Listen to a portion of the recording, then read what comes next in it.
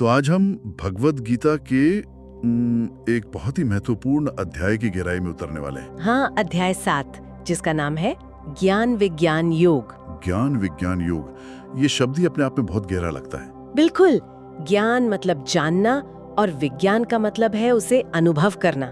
तो ये सिर्फ किताबी ज्ञान नहीं है, बल्कि परम सत्य को, असलियत को अनुभव करने का विज्ञान है। अच्छा। और इस अध्याय में भगवान कृष्ण अर्जुन को अपने असली स्वरूप के बारे में, अपनी शक्तियों के बारे में कुछ ऐसी बातें बताते हैं जिन्हें सबसे गोपनीय ज्ञान कहा गया है। तो आज की हमारी पड़ताल का मकसद यही समझना है कि कृष्ण अपनी प्रकृति का अनावरण कैसे करते हैं और वो कौन सी शक्ति है जो हमें सच देखने से रोकती है। हाँ, और उस पर्दे के पार कैसे जाया जा सकता है। सही बात है। असल सवाल तो यही है, अगर कोई ईश्वर को सच में जानना चाहे तो उसका रास्ता क्या है। चलिए इसी सवाल का जवाब ढूंढते हैं। इसका जवाब कोई सीधी लाइन में नहीं है। ये तो ज्ञान की कई परतों को खोलने जैसा है। ठीक है, तो चलिए फिर पहली परत खोलते हैं। इस अध्याय में कृष्ण सबसे पहली और बुनियादी सच्चाई क्या बताते हैं? वो इस पूरे ब्रह्मांड का सार कैसे समझाते हैं? वो एक बहुत ही कमाल की मिसाल देते हैं। श्लोक 7.7 में वो कहते हैं, मुझसे श्रेष्ठ और कुछ भी नहीं है। ये सब कुछ मुझ पर उसी तरह टिका है जैसे धागे में मणियां पिरोई होती हैं। ये एक बहुत शक्तिशाली तस्वीर है जो दिमाग में बैठ जाती है ना? हाँ, ये सुनने में बहुत काव्यात्मक है। एक खूबसूरत छवि है कि पूरा ब्रह्मांड एक धागे पर मोतियों की माला की तरह है। पर इसका असली मतलब क्या है? मतलब हम और आप, ये ग्रह, ये तारे, ये सब एक धागे पर कैसे टिके हो सकते हैं? बिल्कुल, और इसी को समझने के लिए कृष्ण अपनी दो तरह की ऊर्जाओं या कहिए प्रकृति के बारे में बताते हैं, और यही उनके पूरे सिस्टम को समझने की चाबी है। अच्छा, दो तरह की ऊर्जाएं। हाँ, पहली है अपरा प्रकृति, यानी निम्न, या कह सकते हैं भौतिक प्रकृति। इसमें 8 तत्व शामिल हैं। 8 तत्व? कौन कौन से? पृथ्वी, जल, अग्नि, वायु, आकाश, ये तो 5 हो गए।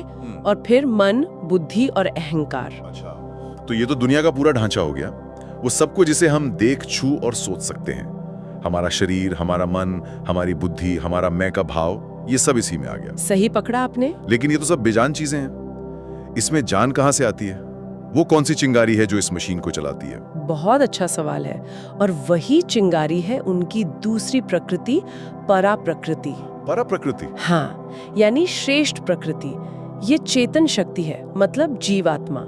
यही वो जिंदा शक्ति है जो इस बेजान भौतिक जगत को धारण करती है और चलाती है। तो एक तरह से अपरा प्रकृति अगर कंप्यूटर का हार्डवेयर है, तो परा प्रकृति वो सॉफ्टवेयर या बिजली है जो इसे जिंदा करती है। क्या बात है, आपने बिल्कुल सही समझा। और हम सब, यानी जीव आत्मा, भगवान का ही एक शाश्वत अंश है जो इस भौतिक दुनिया में अपनी भूमिका निभा रहे हैं। तो इसका मतलब ये हुआ कि पूरा ब्रह्मांड इन दो ऊर्जाओं का खेल है, पदार्थ और चेतना, और दोनों का स्रोत कृष्ण है। बिल्कुल, वो उस धागे की तरह हैं जो इन दोनों को एक साथ बांधे हुए हैं, और वो ही इन दोनों के पीछे की शक्ति भी है। ये बहुत बड़ी बात है। हाँ, वो कहते हैं कि वही सभी आध्यात्मिक और भौतिक जगतों का स्रोत हैं। सब कुछ उन्हीं से पैदा होता है और उन्हीं में खत्म हो जाता है। बिल्कुल, ये एक ऐसा मौलिक सिद्धांत है जिससे अगर हम सच में समझ लें तो दुनिया को देखने का हमारा नजरिया ही बदल सकता है। यहीं पे मेरे मन में एक सवाल उठता है, अगर हम सब उस दिव्य चेतना का, उस परा प्रकृति का हिस्सा हैं, तो हम इसे हर वक्त महसूस क्यों नहीं कर पाते?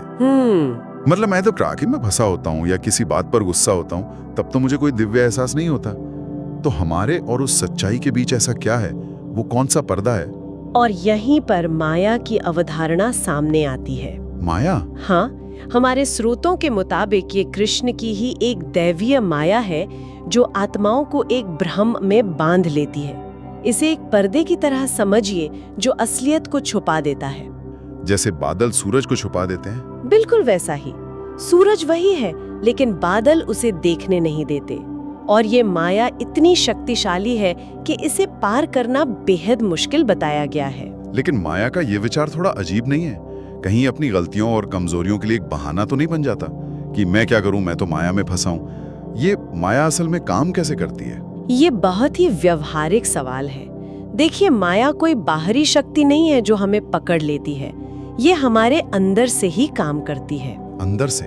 कैसे? इसका मुख्य कारण है द्वंद्व।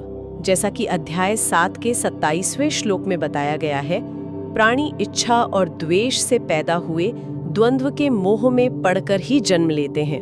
अच्छा, द्वंद्व मतलब वही रोजमर्रा की कश्मकश है ना, मुझे ये चाहिए और मुझे वो नहीं चाहिए। बिल्कुल। ये इंसान अच्छा है, वो बुरा है, ये खाना सेहत के लिए खराब है पर मुझे खाना है। क्या यही छोटी छोटी पसंद नापसंद का खेल हमें बड़ी सच्चाई से दूर रखता है? आपने बिल्कुल सही पकड़ा। यही वो द्वंद्व है। मुझे ये चाहिए यानी इच्छा, और मुझे ये नहीं चाहिए यानी द्वेष। इसकी जो लगातार खींचतान हमारे अंदर चलती है, वही हमें भ्रम में डाले रखती है। हम चीजों को बस पसंद और नापसंद के चश्मे से देखते हैं, और इसी प्रक्रिया में हम उस एकता को भूल जाते हैं जो सबके पीछे है। उस धागे को भूल जाते हैं जिस पर हम सब टिके हैं। हाँ, ये द्वंद्व हमें बाहरी दुनिया में उलझाए रखता है। हम सुख दुख, लाभ हानि, जीत हार के बीच झूलते रहते हैं। यही तो माया का खेल है। तो फिर इस चक्रव्यूह से निकलने का रास्ता क्या है? अगर ये माया इतनी शक्तिशाली है तो कोई इसकी शुरुआत कैसे कर सकता है? इसका रास्ता भक्ति और ज्ञान से होकर जाता है।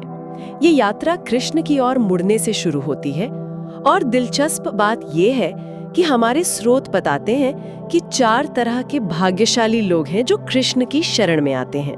4 तरह के लोग? ये वर्गीकरण तो वाकई बहुत दिलचस्प है। ये कौन है? हाँ, 4 श्रेणियां बताई गई हैं। पहली है आर्त। आर्त मतलब वो जो किसी गहरे संकट, दुख या पीड़ा में है और उससे छुटकारा चाहता है।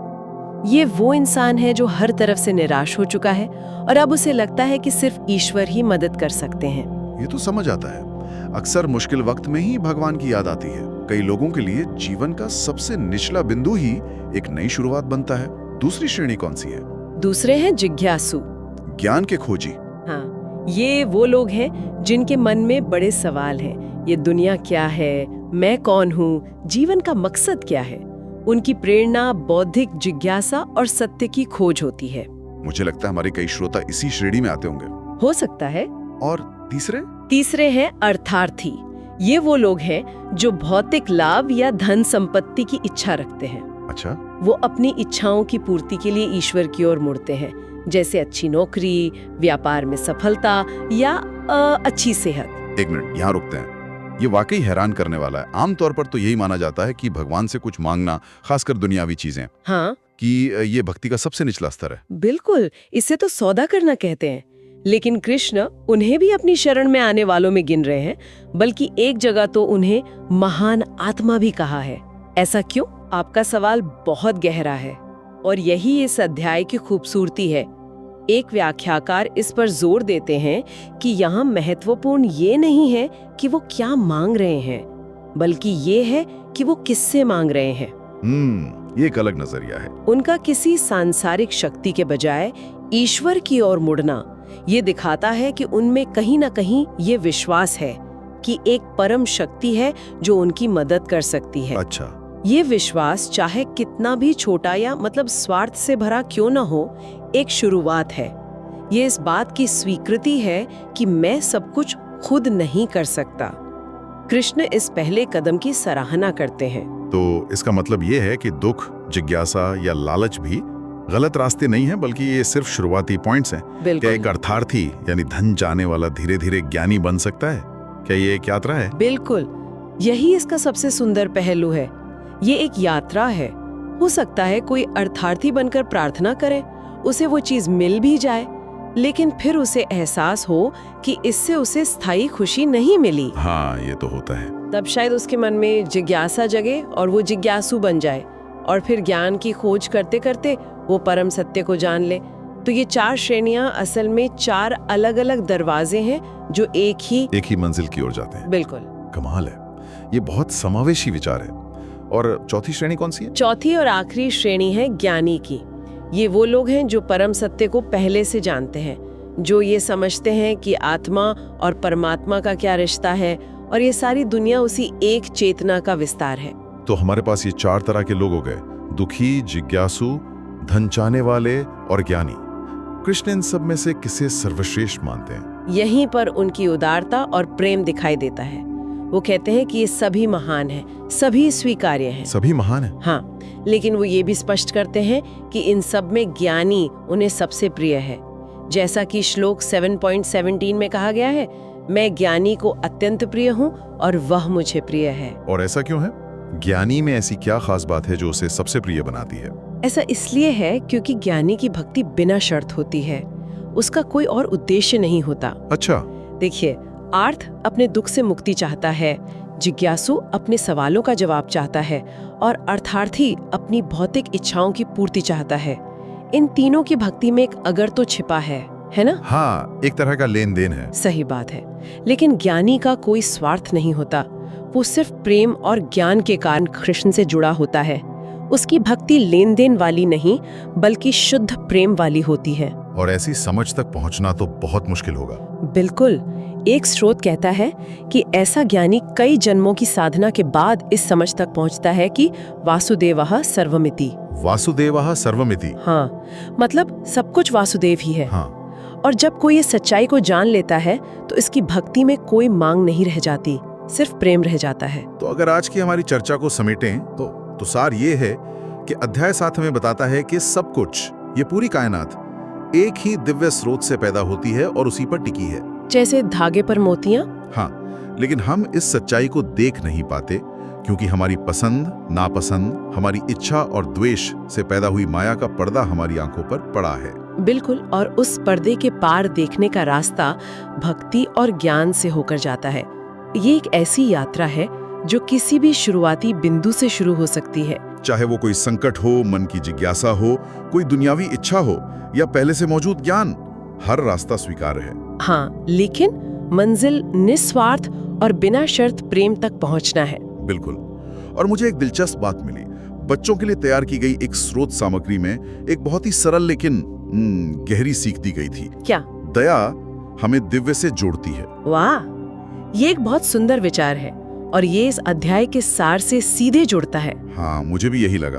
अगर हम इसे इस अध्याय की बड़ी तस्वीर से जोड़ें, जहाँ हर प्राणी में उसी परमात्मा को देखने की बात है, जहाँ सब कुछ कृष्ण रूपी धागे में पिरोया हुआ है, तो दया का ये छोटा सा काम हमें अलग करने वाले माया के पर्दे को भेदने का एक बहुत ही व्यावहारिक पहला कदम हो सकता है। कैसे?